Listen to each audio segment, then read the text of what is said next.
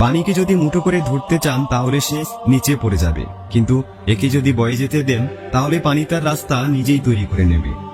একইভাবে যখন আপনার জীবনে যা কিছু হচ্ছে আর আপনি তার কিছুই বুঝতে পারছেন না, তাহলে শান্তভাবে জীবনকে দেখতে থাকুন। সময় আসলে জীবন তার রাস্তা নিজেই বেছে নেবে। অন্ধকারে নিজের ছায়াও সাথে থাকে না, আর বৃদ্ধ বয়সে নিজের সন্তানও পাশে থাকে না। সারাটা জীবন কষ্ট করেছেন যার জন্য, দেখবেন আপনার খারাপ সময়ে সেও আপনার সাথে থাকবে না। একা থাকার মধ্যেও একটা ব্যাপার আছে, মনে বিশ্বাস থাকে যে কেউ ছেড়ে যাবে না, আর আশাও থাকে না কারোর ফিরে আসা। জীবনের সব সুখ ও দুঃখের কারণ হলো আমাদের মন। তাই যখন মনের কথা না শুনে ব্রেনের কথা শুনবেন, সেদিন থেকে কেবল সুখ ও দুঃখ নয়, শুধু আনন্দে থাকবেন। আপনি যতই খারাপ পরিস্থিতিতে থাকেন না কেন, আপনার আপনজন যদি খারাপ থাকে তবে তাকে অবশ্যই বলুন, চিন্তা করো না, আমি তো আছি। সম্পর্ক আপনার এমন হওয়া দরকার যার জন্য আপনার গর্ব হবে, কাল যতটা ভরসা ছিল আজ তার থেকেও বেশি হবে। সম্পর্ক তো সেটা নয় যেটা কেবল সুখ ও দুঃখের সময় সাথে থাকবে।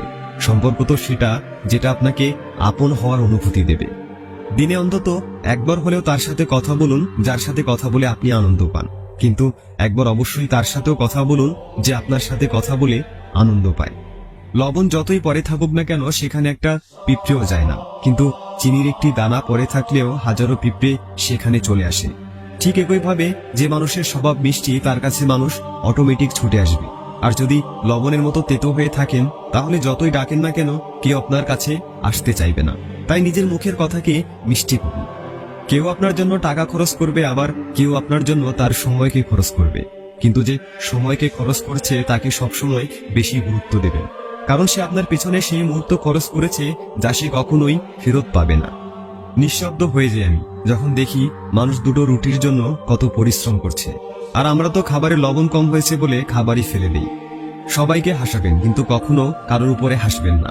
সবার দুঃখ ভাগ করে নিন কিন্তু কখনো কাউকে দুঃখ দেবেন না। সবার রাস্তায় আলো জ্বালাবেন কিন্তু কখনো কারোর মনকে জ্বালাবেন না, কারণ এটাই হলো জীবনের আসল সত্য। একজন আমাকে জিজ্ঞেস করেছিল পরিবর্তন কাকে বলে। তখন আমি চিন্তায় পড়ে যাই, কার উদাহরণ দেব, ঋতুর নাকি আপনজনের? কাছে আছে নাকি দূরে এতে কিছু যায় আসে না। যে মূল্য দেবে সে দূরে থেকেও কাছে আছে, আর যে কাছে থেকে মূল্য দেয় না সে তো কাছে থেকে অনেক দূরে আছে। সবশেষে বলবো, জীবনে কখনো কাউকে এতটা মূল্য দেবেন না যাতে আপনাকেই তার কাছে মূল্যহীন হতে হয়।